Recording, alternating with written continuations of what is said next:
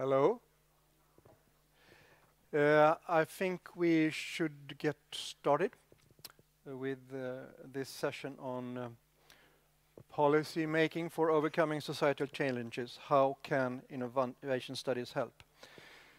As I said to Sylvia, I would very much myself have wanted to be a member of this panel, but no one asked me to be that. So, but that means that I cannot abstain from giving a very short introduction here.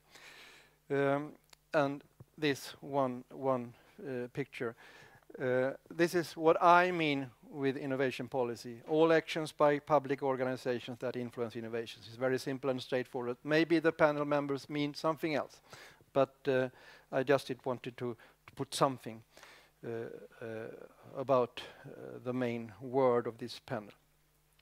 And in the previous panel, there was discussions. Frank said there is too little understanding of demand, and Cohen said that demand should be more central in research and in policy. And this is certainly something that I agree to. And I also, the second point is there, I did a study for the European Research Area Committee, I think is that the short for the explanation of ERAC, this winter.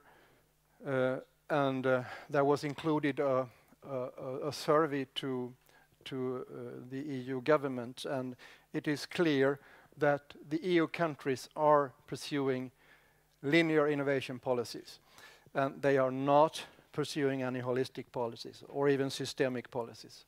And they don't even know the difference between systemic and linear at the politician level. Policy makers do know the difference, but politicians do not. I think it's important to make a distinction between policy makers like administrators and politicians working in parliament and the government proper. At the same time, Per Eriksson said this morning that he started this innovation studies program for financing programs on innovation systems at Vinnova, because policy should be based on social sciences to the largest possible extent. But we have a problem here. We don't reach out to the politicians, and that is practical innovation policy is in this sense badly behind innovation research, because no one of us here believe in any linear model any longer, and we haven't done for decades. And just as an illustration, I did also a recent study on innovation-related procurement, and I made calculations. And innovation procurement in Sweden is 700 billion crowns per year. That's 20% of GDP. It's the same in most countries of Europe. But only 0.05% of all public procurement is innovation-oriented at all. That is, even in Sweden, which is has a great history in this field of innovation procurement, not even in Sweden is there any demand-side policies. There is talk, but little action on this field. This now panel has a lot of members, and it's a mixture of people from academia and from administration. We have Susanna, who is a political science professor.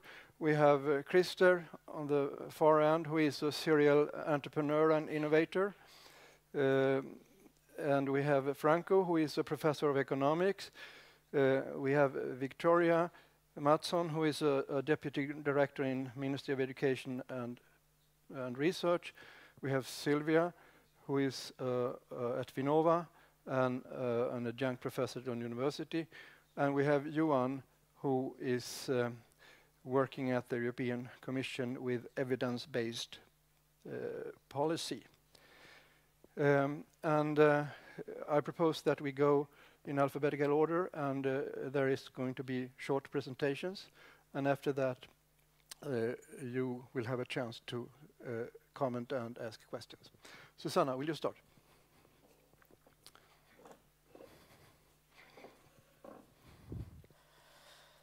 Sorry. Okay, yes. Welcome to this. I'm very happy to be invited here very shortly. I've been challenged to speak slowly, and I will try to do that. There's a lot of words in the slides, but I will speak slowly and say little and less than has been there. I would like to discuss about governance and policy for overcoming social challenges. That is actually, and I will provide my view as a political scientist. I think it's actually worth starting by reminding the Lund Declaration in 2009. I had the pleasure to be here in the rector's castle, and it was really a great feeling. I took this kind of short remark from that declaration and saying that, the challenger kind of, global warming, tightening supplies of energy, water and food, aging societies, public health and pandemics, new forms of insecurity. What the social challenges have is long perspective, and they are purposeful. Basically there is a willingness from the social actors, there's a willingness from the governments to do something about that. And I would like to kind of remind to this morning's presentation from Åsa that she was actually saying this is actually different from the short perspective and the spontaneous thing. So, mind the long run, baby. This is actually a kind of piece of art in the the construction of the metro in Copenhagen. It's going to finish. The metro will finish in 2019, so that's actually a pretty long run, right? And so you must kind of mind the gap, but you mind the long run. So the time perspective and the processes perspectives are actually very, very important. I cannot avoid the situation of making a some kind of advertisement of the new book that I've been co-editing with Jakob Adler and a series of very interesting researchers on the governance of socio-technical systems. This book, what we want to do is kind of synthesize some of the kind of very different literatures that has been there, that have not been really talking to each other, and then bring a new dimension to focus much more on the governance as a process, but governance as a big issue in its own right. So what we want to do is kind of try to develop a conceptual framework to understand better the way in which change in socio-technical systems is governed, right? And what are we doing that for? Because we believe that the governance of change in its own right has not been really conceptualized properly. There's a lot of willingness to do things about it, but they're still kind of very much in the air. We have some pieces of work here, but then kind of a little bit inconsistent. And also because it's politically speaking, it's becoming more and more important. If we have a political agenda of willing to make big changes, then we need to kind of have some kind of lessons or kind of theories behind that of what actually makes that change happen. So we are kind of trying to mobilize this, the huge variation of social science literature, but also provide something new. And the way in which we're doing it is to focus on 3 pillars, right? So basically, the 3 pillars is, the first one is actually focusing on the who are the actors. And I think that, if today we've been actually talking a lot about, NGOs, consumers, other kind of actors that not typically are the classical actors. I remember some of the presentations this afternoon about co-evolution. As we tend to assume that demand is always consumers, but demand can be something else and someone else. So it's kind of bringing this kind of, broader agency, but also understanding that structures do not change on their own. They change also because of agency, and there are many different types of agency. Then we look as well to issues of instrumentation. Typically, we have been talking about policy instruments, and policy is a kind of governmental instruments. Here you have typically regulation or funding of some activities. But if we start talking about governance instruments, then we think about totally different things. We talk about platforms, we talk about partnerships, and they have different dynamics because the shadow, the kind of the shadow of hierarchy of the state of obligatory action is not necessarily there. The government becomes one among others, primus inter pares of action for change. So, what kind of instrumentation and different types of instrumentation and how do they work, we need to really understand. And then we should not forget the third dimension, which is legitimacy. And I think that, it was also very nice remarks by Frank this morning. We should not be naive. Innovation is not always positive, and also innovation is not always kind of socially legitimate, right? So we need to kind of understand what are the mechanisms that make some items to be legitimate and what not. And legitimacy is not only a normative aspect, what kind of theories of democracy are saying or of ethics are saying, but also what the people understand and believe about that. So a more sociological approach to legitimacy as a process and driven by actors. What can policymakers learn? Well, you have this kind of beauty salon. There are plenty of expectations and innovations. I love that one. I mean, I was working in New York City, which is a wonderful city, even though we kind of see that cities have their own challenges. And I thought, I can't avoid taking this picture. Because there can be a lot of expectations in that, right? So what can actually policymakers learn from innovation studies? That's actually one of the big questions of this panel. Well, I think that, we can use those three pillars to go into different items. I can talk longer, but I think, I would like to focus on two big gaps at the moment. I think that we have a big gap because the academics, we tend to talk about what I call the policy implications syndrome. That you typically do a wonderful analysis, and then you say, oh my goodness, we need to say something to policymakers, right? And then you put whatever kind of policy implications that you kind of, one day you had a little bit too much whiskey or too much coffee. And then the policymakers read that and say, well, we have been doing this for 15 years at least. What is new thing here? There's nothing really new. I'm sorry, this is actually... So they tend to be far too generic, not really touching reality. Right? So, policy, I think that we academics need to kind of avoid this policy implications syndrome. But policymakers have their own syndrome too. They have consultants are less complicated syndrome. So why do I need to use academics? They are always kind of up in the sky. So I need, kind of consultants come, they tell me, they charge me much more, they are very expensive, but they really make the things simple and the things that I want and I like. So, and I think that, sometimes, it can be useful, but we academics have much more things to offer exactly because we are slightly more complicated. So I think that, there are these kind of current gaps and we can actually do a kind of mea culpa, all of us. So, shall we read together? And I've talked that also in I think it was New York when we were kind of, it was a very strange, we were waiting at doctors, and then say, what does this mean? Don't read together, read separately. And so, well, I think, I would tend to say the opposite. Please, policymakers and academics read together. So I kind of, would suggest two types of interaction or improving interactions. I think that innovation scholars, we academics, need to get more engaged in dialogue with policymakers, but also understanding that policymakers are not the only agents of change. We need to approach NGOs. We need to approach philanthropists. Marianne Feldman has a fantastic paper that you did not comment on today, but is about venture philanthropy. I think this is really a game changer paper. I really encourage you to read that. So these are the kind of people we need to approach, the kind of NGOs, philanthropists that we need to approach. Those are really the kind of game changers. So we should not understand policy, politics, or governance in terms of government. There's many, many other agents of change. But also policymakers need to build up what I call, kind of internal knowledge competences in their own ministries, because sometimes we talk about the firms having these absorptive capacities. Along theory, I can talk about that, but ministries need to have their own independent organizational capacity to be there and say to that consultancy that comes and sells something fantastic, this is not good enough. This is not good enough. So to have a kind of real, kind of a critical, independent view, and then be able to work into the network of academia that actually can provide very useful and potentially very useful actually issues there. So I think that this kind of building absorptive capacity at ministries is very important. So if you don't see what you want, ask for it. So thank you very much. Thank you, Susanna. Christer, could you take over, please?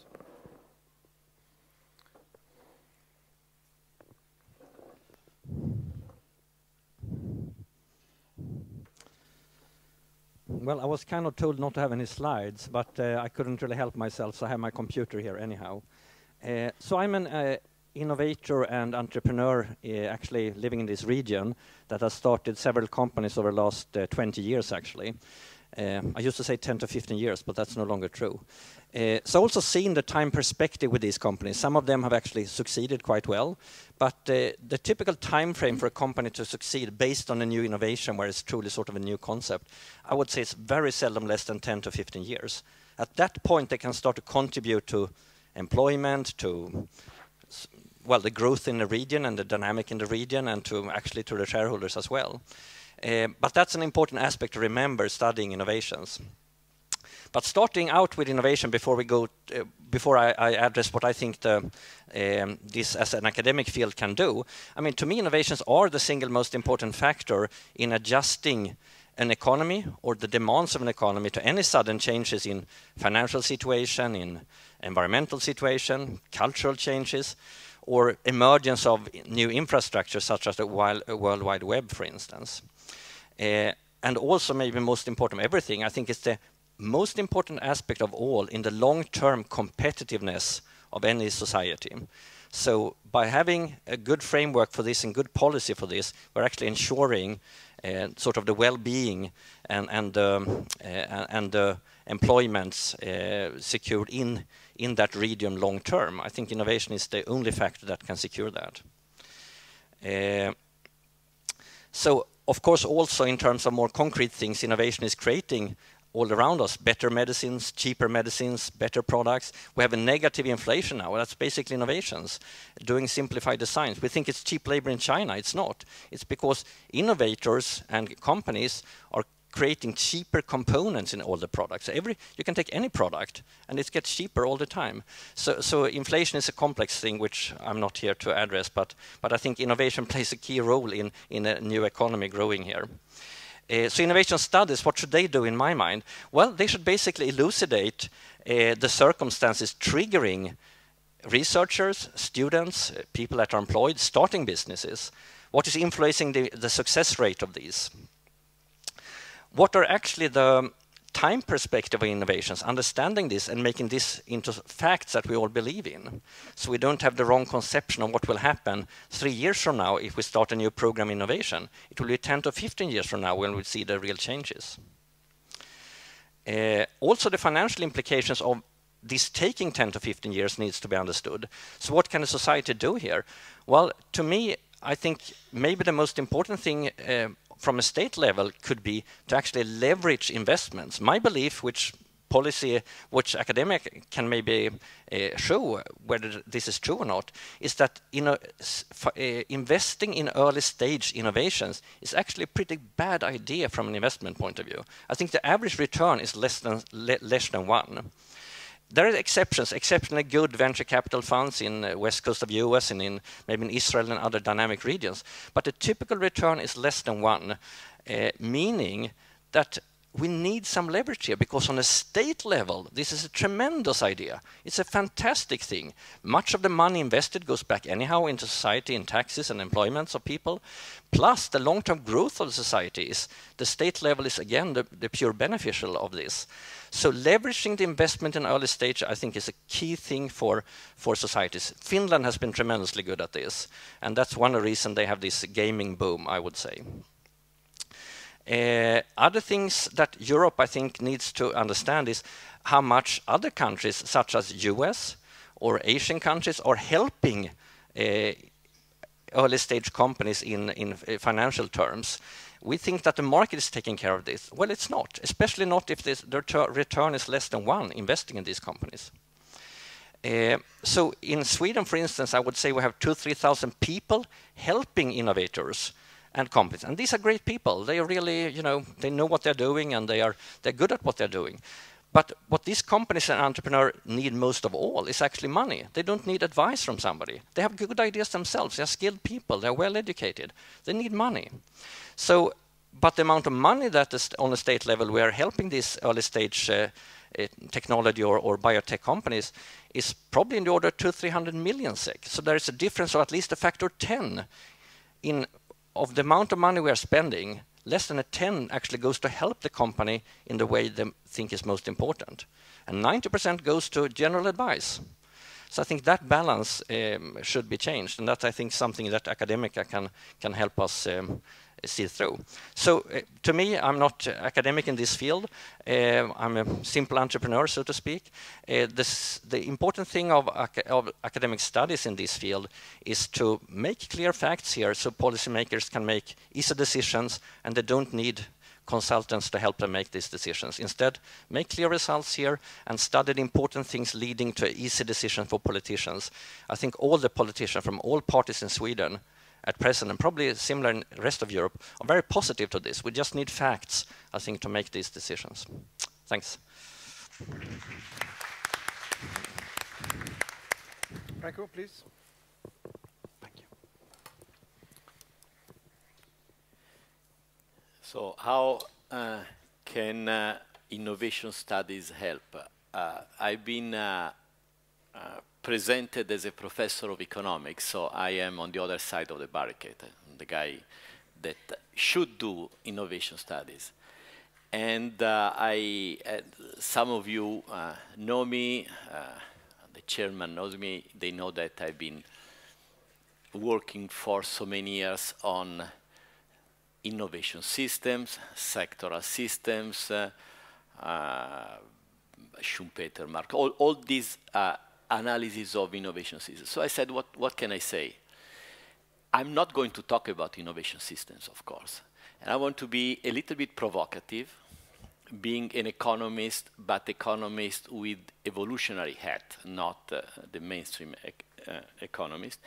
And what I want to propose is how innovation studies help in terms of topic and methodology in few minutes. Basically, we, or a lot of us here in the room, studied or are studying innovation systems, regional systems, sectoral systems, technological systems, and so on. And we know a lot. But one thing that we still do not know much is how these systems evolve in the short term and in the long term.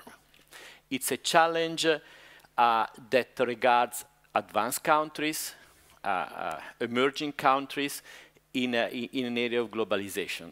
And what are the key mechanisms of evolution? And I just take what Kuhn said before, what Frank said. Frank talked about transition.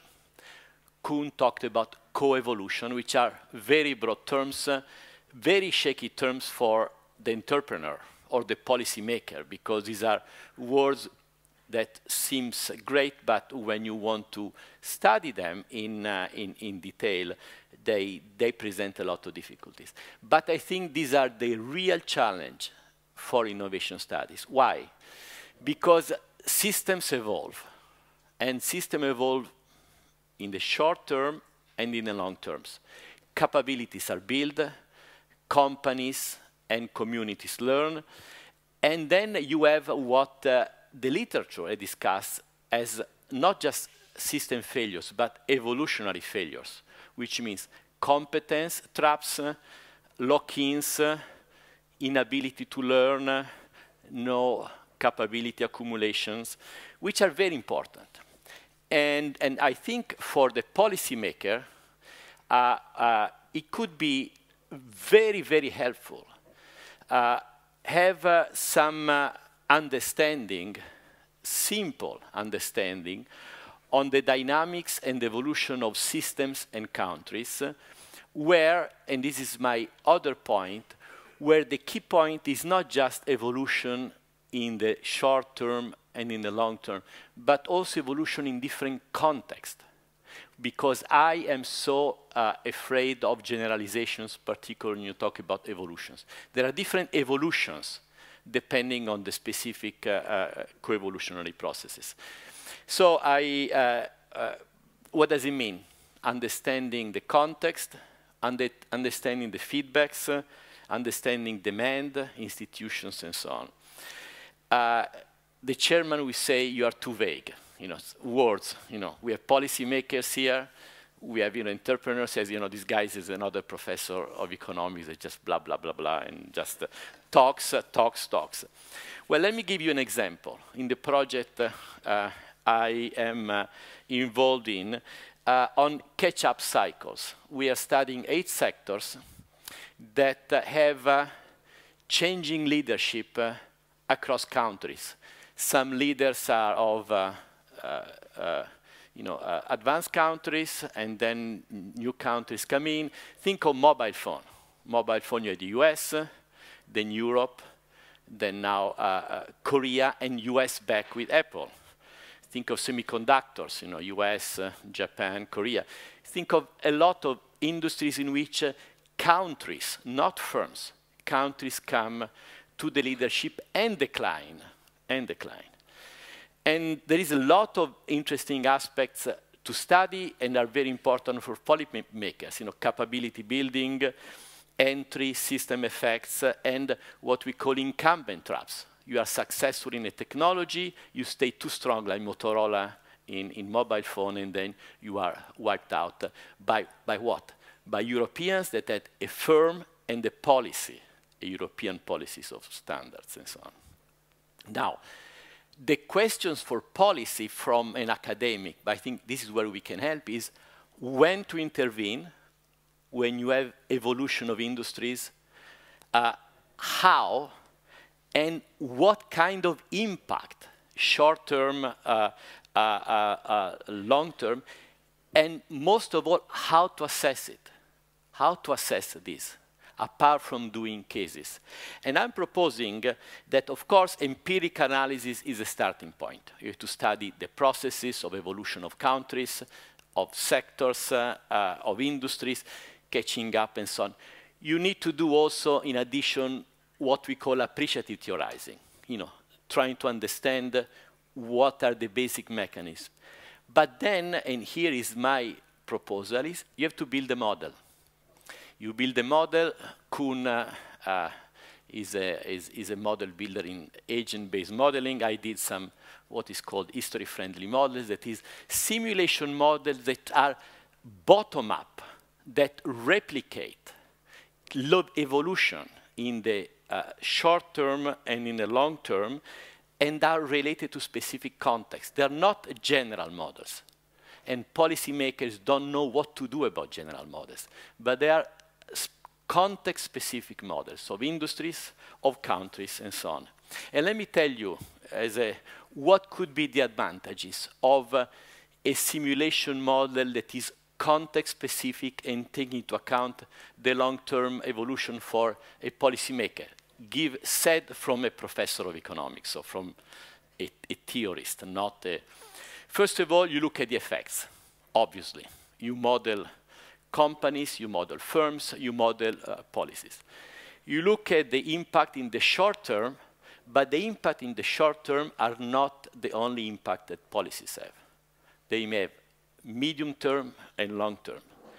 You look at the feedbacks, and it's something that a lot of times we forget. You have a policy, the actors react, and then they feedback. And then finally, you look at the unintended consequences, which is one of the most interesting things. You intervene in one part of the system, and then the policy has an unintended effect on other parts. We found a lot of these interesting effects by modeling industries and countries. The mobile phone, the semiconductors. We did more traditional industry like shipbuilding and steel. And in a basic point is you try to understand complementarities, if things go together or things can be done separately. So this is what I propose. I propose that we could help by building simulation models that can help policymakers to do exercise on some policies versus others and see the impacts and the effects on the system. Let me just give you a final example. On all these models, we found some interesting lessons. take to context, a context of radical change in technologies. You know, a completely new technologies could be in mobile phone, could be in semiconductor, is introduced compared to systems in which incremental change goes on and don't have radical change. Well, the policy lesson that comes out looking at Korea, looking at the United States, Europe, modeled in a simulation way, is that when a radical change take place, you need some policies, but sometimes two key policies are important: capability buildings and entry. One is to get the actors online, and entry to let the actors explore also new frontiers. But when you do not have radical change, you need a wide battery of policies, a policy mix that is much larger, because the hurdles and the challenges are much harder. Could it help? I hope so. But I conclude by saying that the stakes are much higher, because this is a rather unexplored terrain. I think, you know, Kuhn agrees with me, where a lot of projects could be done, and some nice dynamic lessons could be given. Thank you.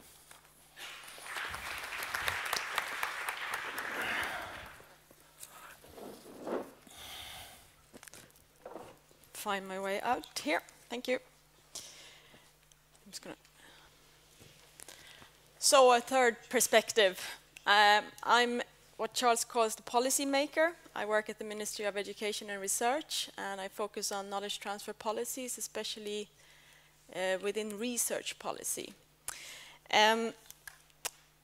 Thank you for the invitation here. I have followed the discussions today, and they've been extremely interesting. And I'm going to keep it short.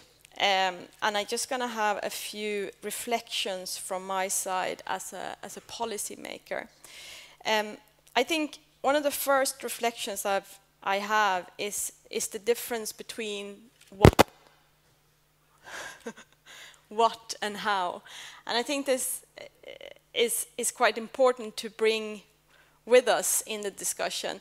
That societal challenges tend to be large and overarching challenges that has a common goal, and that sort of unites industries, agencies, researchers to create to go to a common goal. Policy making in Sweden tends to be almost the opposite. It spreads across ministries, agencies. It's on a regional level. It's on a national level. So it's as much a question of coordinating policies as making new ones. And I think it's an extremely important issue to bring up in this discussion. The second reflection I have is a little bit what Susanna brought up, the whole thing of actually what she called the policy maker syndrome. I would say it's a taste of our own medicine. I work with knowledge transfer policies, and this is a question of transferring knowledge from innovation studies into policies.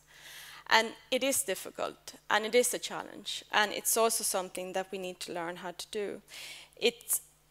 I like to talk about policy innovations.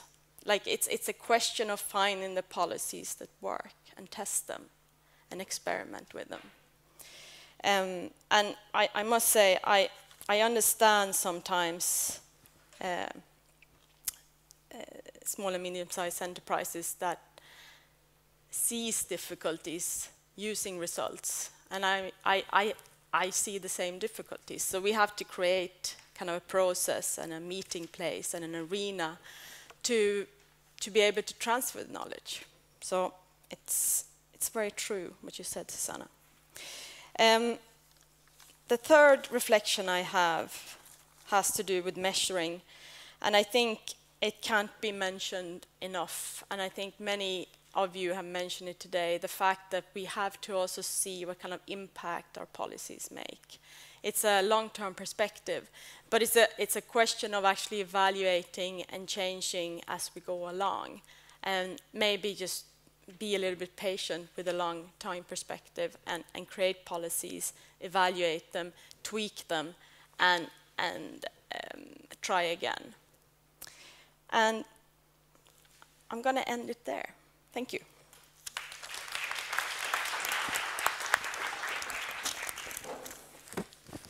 See?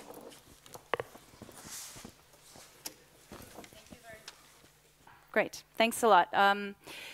So as I said before, I've been trying to sort of be in between policymaking and academia for a long time. I don't know if it's that successful, but I've run a think tank, I've worked in the Ministry of Enterprise, and I've always tried to keep a foot in academia, because if I'm only in policymaking, I think I would lose my mind. So basically, I was going to say very briefly, what are the issues or the scenarios that we face in policymaking? I just wanted to paint to you a very simple picture of what are we dealing with in policymaking, how can innovation studies help, and then I wanted to give you some examples. So what are the three? I think there are essentially three scenarios in policymaking. The first one is, you know the problem, you know what the problem is, but you don't know what the solution is. And very simply speaking, at Vinnova, our mandate is to enable or encourage individuals, organizations, and companies to be innovative. So that's the problem. But we're not quite sure how to do it. That's the first scenario. The second scenario is that you actually have a great solution, but you're not quite sure what the problem is. And this is very common in innovation policy making, because the most powerful instrument in innovation policy making, at least in the government budget negotiations, is budget. So we have R&D grants. We're pretty good at designing calls for proposals and inviting international experts to review proposals, but we're not quite sure what problem we're addressing with the instrument. The third scenario is perhaps the most depressing. The first two I call ignorance 1 and 2. The third one is we know what the problem is, and we also have a fairly good idea of what the solution is, but there are reasons that we can't make it work. And these reasons can be everything from what I think Frank Gales called system innovation, political resistance. They can be budgetary problems, lack of budget, but they can also be instrumental failures that we know exactly how, in theory, how the instrument could work, but it's not so easy to get to make it work in practice. So there are many reasons why we might know the problem, we might know the solution, but we still can't get it right. In all three scenarios, innovation studies can help. I would totally agree with Susanna. I think we need, first of all, I think we need a lot more evidence-based research and innovation policy in Sweden, I would say. And I think the problem is on both sides, as Susanna has said. Having worked in the Ministry of Enterprise, I went there straight after my PhD in economic history. And I have to say, I was shocked by the low level of analytical and absorptive capacity. And I can talk a lot about that. At the same time, what I experience in academia is that people think that because they're a good researcher, they're actually good at providing policy advice. And it's not at all guaranteed.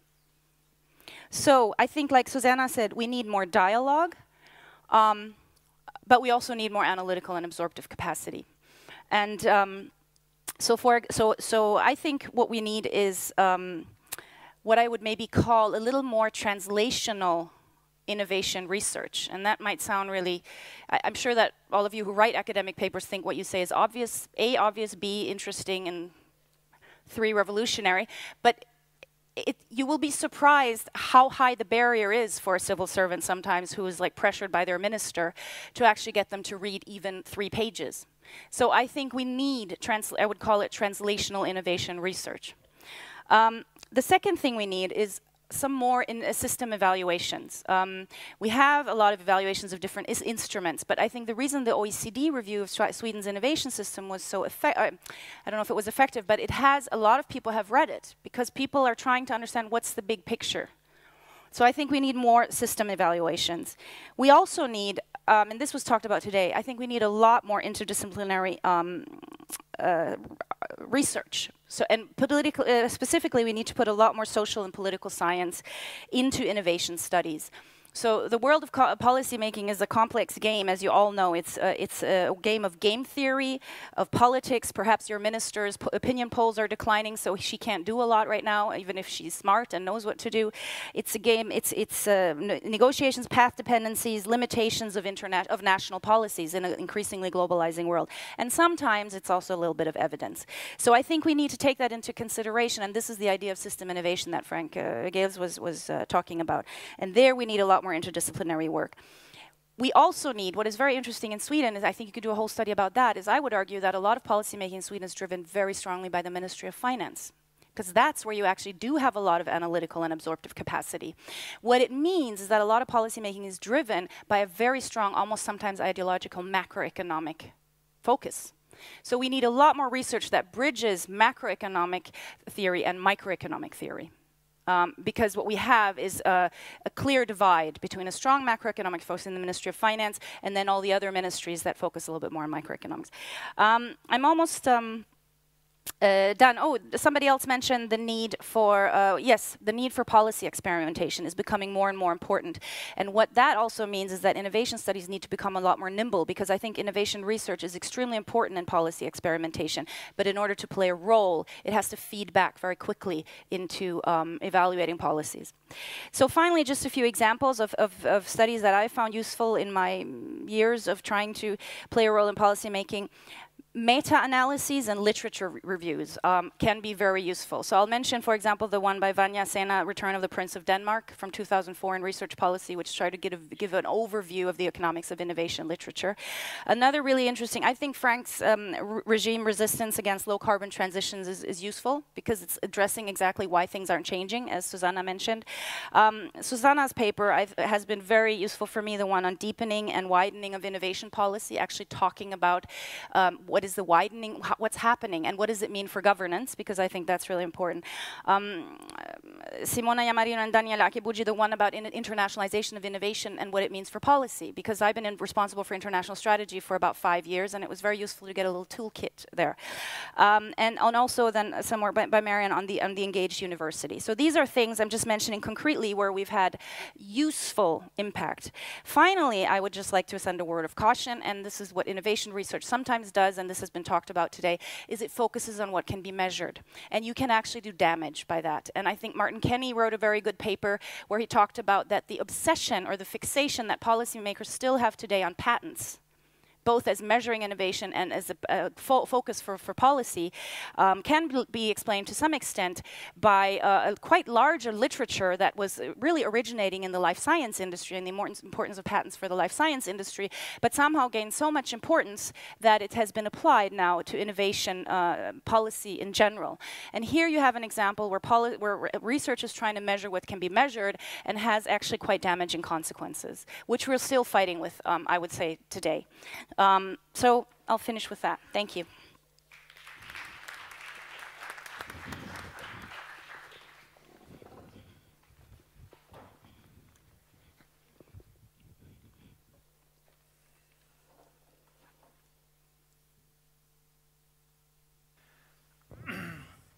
I have the pleasant task to be the last speaker, so it's like the disadvantage of having a surname starting with S.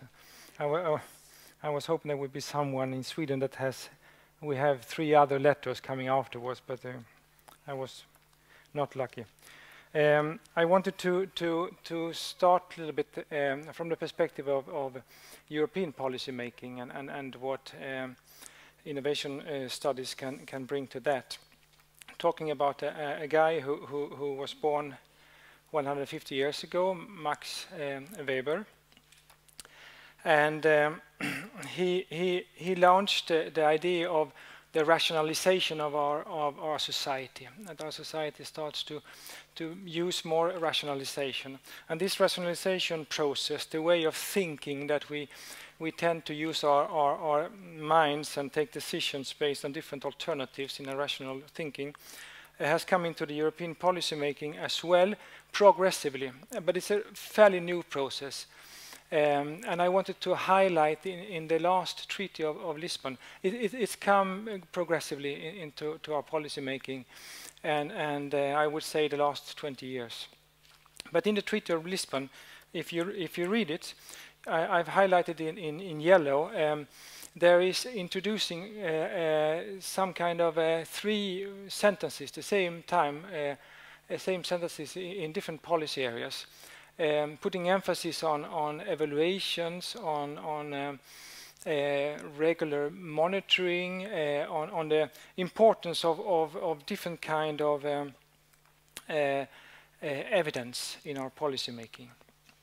And this didn't exist before, it's new. So it's some kind of an opportunity scholars and for stakeholders more broadly to be engaged in the policy making. The way we use evidence is in different stages of the policy making process. Foresight is not so used. It's come and goes. During the commission of Jacques Delors, when they were thinking about the setup of the Eurozone and the European Monetary Union, they used a lot of foresight, and he created a specific unit inside of the center of the commission, which was called cellule prospective, and that has continued, but back and forth. Then we have the impact assessment tool. The impact assessment tool is compulsory for all the legislation that we are doing. We have to do an impact assessment tool and a study. And these studies are normally, if you have been involved in some of them, evidence-based. They present different kind of scenarios.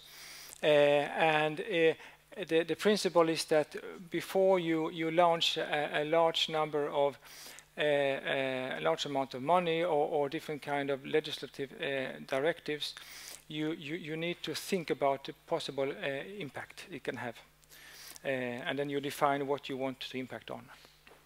Then we have the monitoring process. It's being used more and more.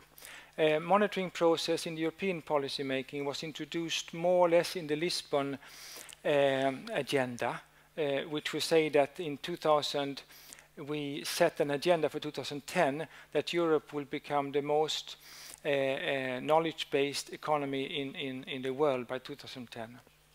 Then the crisis came and the scenario changed, of course.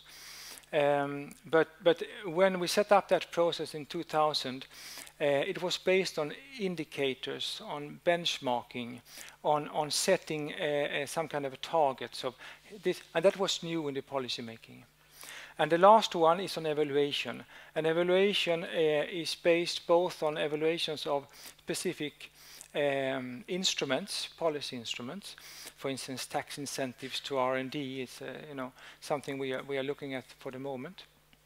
But it can also be evaluations of programs, like we evaluate Framework Program 7, for instance, to what has been the impact and what has happened. So if impact assessment is ex ante, the evaluation is after the finalization of the project. This is an example of the monitoring process, and what previous speakers have said as well, it's very much based on data. Somehow there is a kind of, what you can measure is what you see, and what you see is what exists. It's almost epistemological. That is another thing with communication in the policy-making process, is that it needs to be comprehensive. A policymaker, and more even so, to take the distinction which Charles made, a politician has to be comprehensive. It's part of democracy. You have to communicate to a more or less knowledgeable audience. So you need to be comprehensive, you need to be understandable. And that's a challenge, but that's like a kind of a pressure that we are facing. When we come to more new, more modern kind of approaches, and linked to the panel discussion before on systemic innovation, and this is the example of circular economy, and also very much linked to the work that Circle and other excellence centers of excellence in Europe are promoting. You need to integrate different kind of both disciplines and measurement. So you need to look at the perspective of technologies and social sciences, economics, etc. And you need to link quantitative data with qualitative data. And that's very difficult. It's difficult to communicate. It's difficult to work with because you always tend to go back to technologies and to quantitative data. And that comes to the remark on patents is the same, you know. Why? Because you know, you have the data there, no? But what about values? What about users, etc.? Yes, but you know, but what do you mean? You know, how, you know, what can I do with it? No, it has to be. So it's a challenge that we have. More broadly, to go back to Max Weber in the beginning, I took up him because he wrote a very influential book, which is relating a little bit the world of scientific and the world of politics, and it's like two worlds here, and what he was saying is that the politicians are moving through the ethics of values and convictions. So politicians will defend certain values. That's part of the political game. While in science, the ethics is to search for the truth. These are two different ethics. They are not incompatible, but you have to be aware of that there are two different ethics. You cannot just say that, you know, there are two, just like there are two different words between the word of business creation or entrepreneurial and the world of science or the world of politics. And if you look, politicians, they are focused on actions. And many times science, according to Weber, is focused on understanding.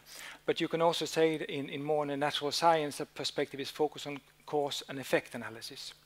And according to Max Weber, it's possible, it should be possible, you know, to use, to bridge the two words. So what I have been doing for this presentation, based on my own experience in the European Commission, I've tried to reflect upon certain barriers that I have found in my work for bridging these two words. And the first one is the difference between a scientific result from an innovation perspective study or from a study of whatever kind is specific. And the more specific it is, you know, the more closer it is because the complexity is so high. While in the policy making and especially in the communication, you have to be comprehensive, and that is a difficulty. It's a difficulty to handle. You can deal with it in different ways, but you have to be aware of the difficulty. And the second one is that when you come up to a new result in science, a policy maker, which maybe, you know, people like me that inform the politicians, and so we have to think in terms of what is possible in my world. What is possible? And the possibilities are restricted first on the number of instruments that we have available. So we start to think directly, okay, but you know, I have that instrument and that instrument. Can I use that? Is this relevant, or do we need new instruments? You know, this kind of thinking. And the second kind of thinking is, you know, what is possible? You know, perhaps, you know, it's good to have a certain element, but you know, it may be that member state is against it and that member state is for, that group is against it for. So you have to think in these terms to you know, to reconcile what is perhaps an objective and what is feasible. And that is the dynamic that I think it's important for you as academics also to be aware about. The third thing is about timing. And timing is that I think that inside of in science the time perspectives are different than for us. What's happened yesterday is old. You know what's happened now. It's already, you know, started to be old, and you know what's interesting is what will happen tomorrow. So another thing is information asymmetries. We don't always know, as a policymaker, what knowledge is out there. So it may be excellent centers, but they are not involved in the policy-making process. And that is linked to this, is that you tend to have a tendency of trust. And if you have a tension between, I can trust this person, he or she will do a good analysis, and the need that you have to have an optimal screening and try to get all the people that can advise involved in the policy making process. Another one is language. We touched a little bit on it before. It's a different kind of language, and I can't explain exactly what, but there's a different kind of language. When you write policy, you don't write the same language as you do in academic text. Sometimes some academics are really clever in finding out new words. It's mainly words. Like there came a new word in our policy making, it's called lead markets. And we all, what's lead markets, And then all the translators contacted us and said that, how can I translate lead market into Swedish? Is it pionjär? Yeah. So there is, and words are moving, but there are different languages. And then the issue of absorptive capacity is not only the kind of knowledge of the people working in public administration. It's also things about time, knowledge management systems, incentives, how to attract attention for. And then the last point is perhaps the difficulty between. There is a French sociologist, Pierre Bourdieu, who wrote about homo academicus. It's more or less to say that inside of each world there are certain kind of rules of the game. And the rules of the game in the academic world, at least in the French academic world in the 1980s, was that in the beginning you have to gain academic capital, and academic capital you gain by publishing. If you mingle too much with business and if you mingle too much with politicians, you lose academic value. And you do that in the end of your career when you are really someone, and then you can afford to lose a little bit of value. So, and on the same time, you have homo politicus, who is, taking perhaps policy-making evidence instead of, evidence-based policy.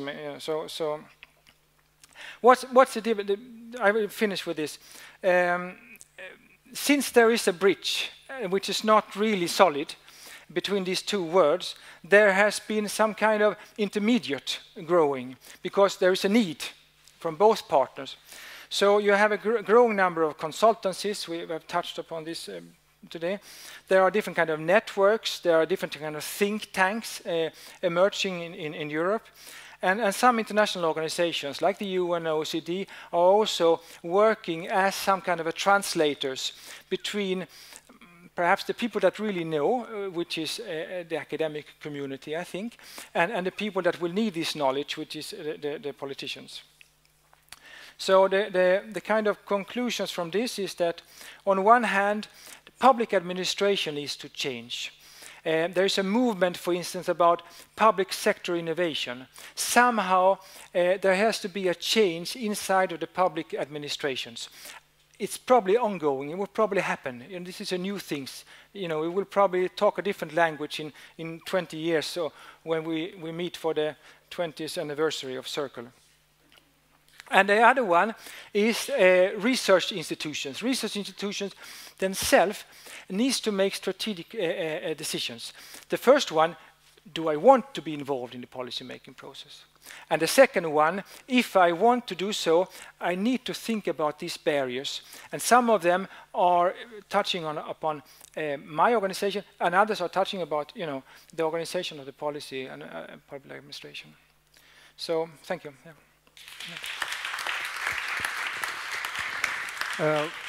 While you're thinking about your comments and questions, I'm going to ask Christer a short question. You said that what innovators need is not advice but money. Then I can say that there is a recent evaluation from the Auditor's Office of the Parliament saying that we have 10 billion crowns of state risk capital in Sweden. 5 of those 10 millions are not even invested, and the rest is invested in late stages. First, what's your comment to that? And second, in what form would you as an innovator like to have the money, like owner's capital or loans or whatever? Sure. two sub-questions. Sure. Again, I think the fundamental problem in a lot of the new ideas and innovation that comes out of academic or from people actually working with companies is financing these ideas. And these are innovations that are making better products, better services, and in one way or another fulfilling needs that we maybe sometimes didn't know we had in the society. So they're good things, and they create a growth economy in a long-term perspective. But investing in early stage is risky, and it's extremely hard to know which of these companies will succeed. Even the best venture capitalists in Silicon Valley maybe have a hit rate of 20% or so, and yet they screen hundreds and hundreds of business plans from excellent people before they choose one of these. So it's very, very hard, and that means that doing leveraging on this, especially with the facts that I believe is a fact now, that you don't even get your money back in early stage investment on average. Then, on a governmental level, helping this, the best way of doing so would be just trust the market. So if you say that investors are willing to put in 1 million euro in this company, why should Vinnova or someone else make their own assessment? Trust those 1 million euro that somebody is willing to put into this early stage risky investment, and match that by a soft loan, for instance, or something similar that can go back if it's that is making the leverage of this money being twice as large, meaning that you can actually find more companies that are justifiable from a market point of view investing in those. So that's a very simple mechanism that takes almost no sort of personnel to handle, since you're basically just outsourcing it to the market and let them choose these businesses. Then whether or not this is late stage or early stage is the biggest problem. Then depending on sector, later stages may also be hard to finance. Biotech is one example where you're basically at late stage until you made a license deal. And up to that point, the risk of failure is extremely high. And even after that license deal with a big pharma, the risks are high. So I think you can maybe not always trust the early stage, but basically once a company is selling their products to the market, they should be able to finance this by one way or another themselves. Otherwise, I think we're meddling too much with the market. We shouldn't really interfere here because it's always the drawback of skewing the markets with money from state level. So once the companies have a product and are selling, we should not help these companies. The market should be able to take care of that themselves. But at the early stage, we should. And that also goes, of course, for the research or at the universities. I mean, they are doing two things. They are providing us with good teachers for university students, but they're also the foundation for many of the breakthrough innovations that can become companies later. And again, nobody would be able to finance that. Well, something like that. Thank you. Floor is open. Yes, my name is Lars Nilsson. I'm coming from the engineering faculty. I'm working on energy and climate policy. And so I have a question for the policymakers. And it goes back to something I read by Charles a year ago or something. You wrote that innovation policy should be integrated into all other policy domains. And I was amused by that because from my side we say that environmental policy should be integrated into all other policy domains.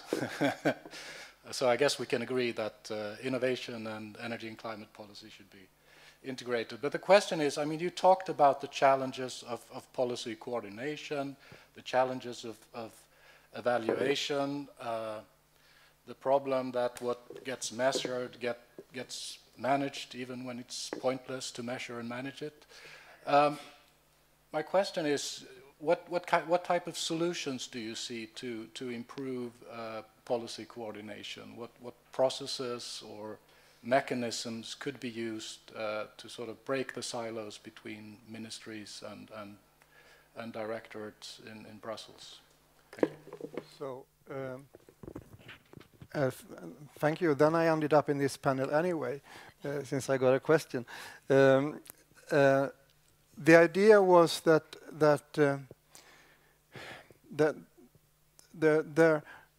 I can take the example of public procurement again.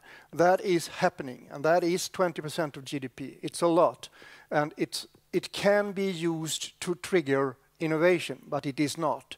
And this is could also be the case with other policy areas. Take regional policies. Regional policies can also be used in a much larger extent to trigger or provoke innovation, or educational policies, or research policies, or infrastructure policies. This is what I mean by saying that it should be in various policy areas, integrated in various policies. So parts of other policy areas than what normally is called innovation policy can be twisted or adapted to also serve the purpose of enhancing innovation. That was the idea in that article a year ago. And what type of solutions? Yeah, that's a hard question, and several of the panelists have related to that question here today, and there are discussions also in the present government about that. The government is considering, which Victoria could talk about, considering creating an innovation council, for example, with the Prime Minister as the chairman. I'll just follow up on that a little bit. It's really creating an awareness of the challenge of sort of getting it all together. I fully agree that an innovation policy and innovation strategy should include all these areas, and they do to a certain extent. But I think that we need to be aware of it and be more proactive in kind of consolidating. But it's not just the ministries that has to be consolidated. We have agencies that are policy makers as well, and it's you know, it's so many levels, and we have regional levels as well. And I mean, we have to sort of coordinate it that way and that way. So it's a challenge. But I think the Innovation Council attempts to kind of put it all together in one context. No. Go ahead. No, I just wanted to say from there's a new policy. We talked about innovation, the concept of innovation, and it can be applied also to the public administration, public sector innovation, and there is a important, I think, movement on open government going on, and that means more or less that you change the kind of structures that you set up when you design ministries or when you work across different departments. And it's probably very important to do, to be able to really work on demand side policies and more so to couple supply and demand side policies for instance, in environmental challenges. Another kind of thinking is that at European level we set up some years ago European innovation partnerships. And the interesting thing about innovation partnership was that it was pushed by the politician for innovation, but the politician leading on the sector policy was put in the lead. So, for instance, there is one on active and healthy aging, and it was not the commissioner responsible for innovation but the commissioner responsible for public health that were leading it, together with the commissioner responsible for digital economy, because it was also related to e-health. The same is true for smart cities and communities, where the same kind of constellation was there, and that helped to break up a little bit silos, as you mentioned, because it's very much linked to incentive structures.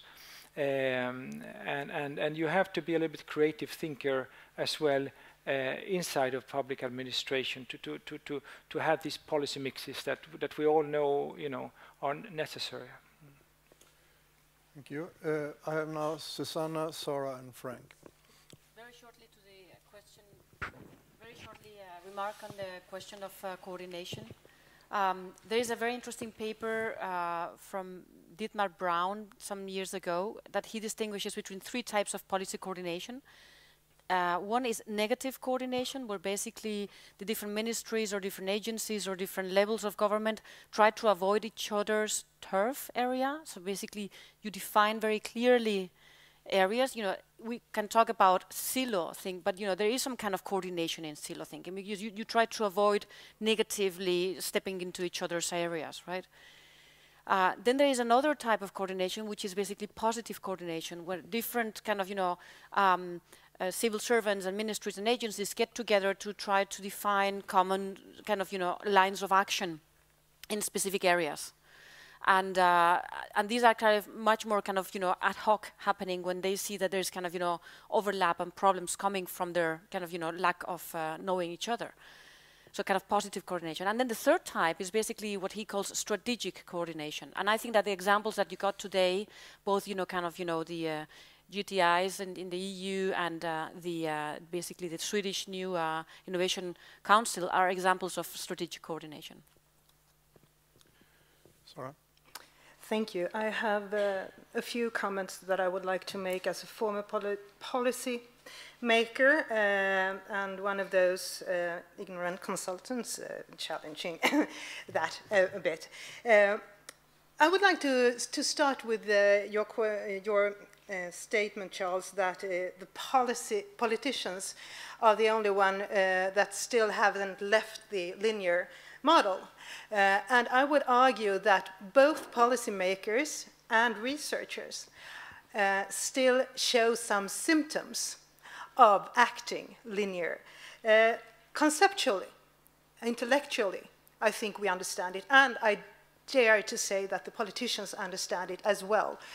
But for different reasons, for tradition, path dependencies on instruments, communication aspects, availability of data, as Sylvia mentioned, we tend to do work that sort of are symptoms or symbols of the linear thinking.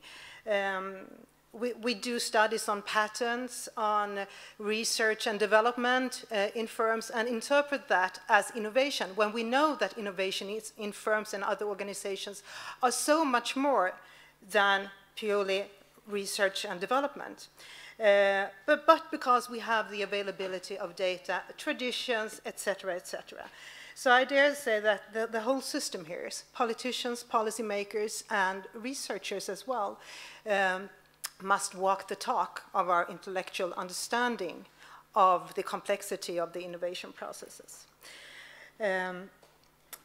Furthermore, I'm glad to hear both Sylvia and Victoria emphasize the need for more policy experimentation. I think that we have had maybe a far too rationalistic and, let's say, linear view on the policy process. There is differences between various kinds of systems, and innovation systems, societal systems, are not only complicated, but they're complex systems. And these kinds of systems need emerging practices, not only good or best practices. That will become far too simplistic. And this gives some impact for innovation studies. Kieran Flanagan at Manchester, he tweeted earlier this day, as a response to some comments made on Twitter, a presentation that he made this spring, I think. And one sentence caught my eye. And he said, as a scholar of innovation studies, we need to turn our attention away from strong prescriptions and attempts to find the instrument or mixes that work, and towards understanding, learning, and experimentation in policy, and especially in implementation. Word to that, I say. And that leads me to another thing, and that is not only transfer of knowledge. I would like to challenge both policymakers, politicians, and researchers to strive for a co-evolution, a co-creation of knowledge, because that is the best way of actually both developing and implementing new knowledge. And especially, I would say, Johan, you pointed to the intermediaries. Sylvia mentioned the need for translational innovation research, innovation studies. And I think that actually the intermediaries, including the consultants, can play this translational role. But that prerequisites that we can be part of this tango. It takes three three to tango in the innovation policy, innovation studies development maybe, a co-creation of new knowledge and implementation between policymakers, researchers, and intermediaries. My final comment would be to go back to the comment I made earlier this day. I think the whole day, which has been very interesting, very provocative sometimes, it's given great hope for the future of innovation studies, but I think that one important research question for the future would be, what is innovation today? Since Circle was founded 10 years ago, our understanding of innovation has changed, not least the latest, not last, but latest innovation policy strategy, the National Innovation Strategy, gave voice to much more a holistic innovation policy, as you formulated, Charles. And that gives reason to develop a new language, a new shared understanding of what does innovation mean today. And I'm quite sure that the evolution of the concept innovation will not stop today. So this should be part of the future for innovation studies.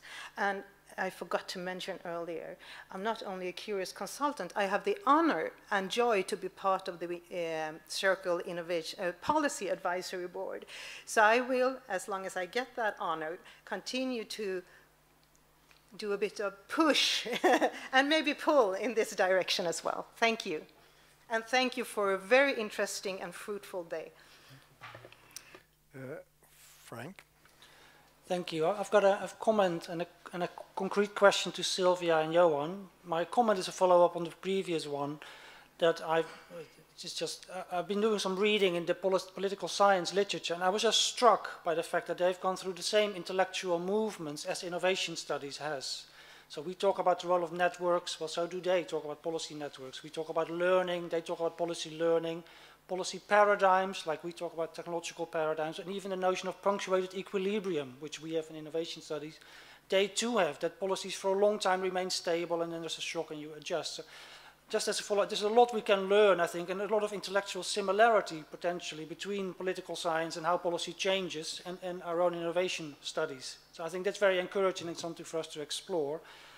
My very concrete question to Sylvia and Johan is about climate change policy and where we are. And concretely, you had three scenarios, Sylvia, and I just wanted to ask, your three scenarios was, to you two as policymakers, one scenario is we know the problem, but we don't know what to do. Your second scenario was we have the solution, but we don't know the problem.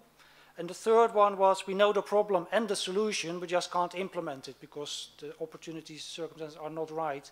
So my concrete question to both of you was, where do you think in those three scenarios we are, or let's say at the European level, or Sweden if you want, in climate change?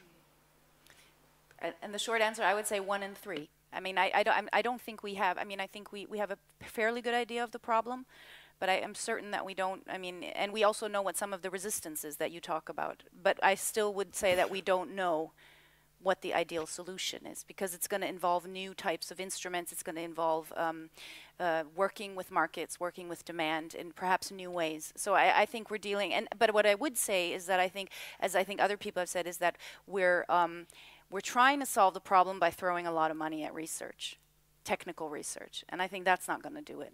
So that would be my answer. So I think a lot of the solutions we still are going to have to develop, and they might involve policy experimentation, and they might involve different kinds of intervention from the public sector than we've worked with before.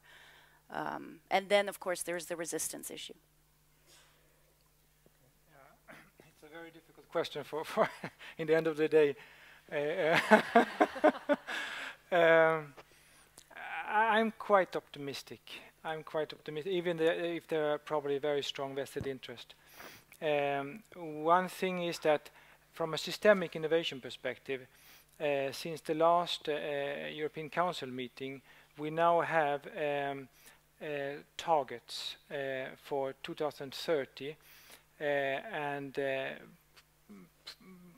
complementing the target for 2020. So somehow one thing is to have a long-term vision of where we want to go, we have a big array of instruments that are mainly demand-side instruments that you could apply at European level, going from green public procurement to legislation to pricing and many other instruments that you can apply.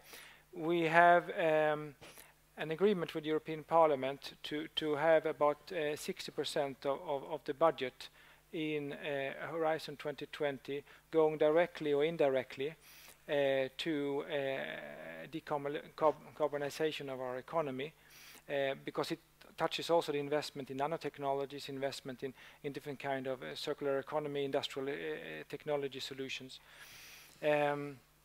I think that there are positive signs, but then it's unpredictable. It's unpredictable. Yeah. Because it's the end of the day, could you maybe share some inside knowledge about? It seems to me that before 2009, Europe really wanted to lead the world, and that we've given up on that role following the fiasco in Copenhagen. That Europe has really stepped back from this leadership role at the Commission level. So we don't really want. I know there's a target for 2030. It's not a very ambitious target. So I'm just curious if you, given that it's the end of the day, could share some insights, some nice gossip. Yeah. Sylvia, and then Cohen, you will ask the last question before I conclude this session. I just want to say I was also I was involved in the evaluation of the European Innovation Partnerships, which is really interesting. They're trying to drive some of the system change that's been talked about, and at Vinnova we also have similar instruments like challenge-driven innovation partner. Anyway, what I want to say is one of the things that I think is underestimated both in research and in policy making is that there's this emphasis on bringing together public and private sector to find solutions. But what we don't have is when you're driving systemic change, you're going to run into conflict. And I don't think we have mechanisms right now, instruments for managing this conflict. So what we do is we gather people around a table and we say, you're the stakeholders. We all have you here now. Let's discuss how we're going to drive the system change. And it's not going to happen because you're going to have the vested interest, you're going to have the stakeholders, and you're going to run into conflict. And once the conflict happens, then nobody's there to sort of guide people through it. Go on. Yeah, I want to address maybe an inherent tension in innovation policy is that if we all agree that innovation is inherently uncertain, how can you have an evidence-based policy? And actually, it's funny because people at the ministry ask me the same question, but I think for a different reason. Because they think evidence is overrated in general. But I think when I say evidence, that's some people are actually saying, when you're trying to look forward, but I think we need to combine experimentation with the continuous evidence in terms of that we're constantly looking at what's working, what's not working. So I think and that's going to put a huge challenge on analysis, but also on policy making, because it means you have to be extremely nimble. And I don't think we are today. So when I say evidence-based, it's not something that's looking back 10 years or something, but it's looking at how is this mechanism working in this context. And it also should include forward-looking. So absolutely. No. I want to thank the panelists for contributing. Thank you very much. And I also want to say that Ron said this morning that when Circle is 10 years, he wanted to arrange a party. But then he had to have a seminar before that. And I think the seminar was excellent and extremely interesting. Thank you, everyone who have contributed. And now we look forward to the party. So, thank you very much.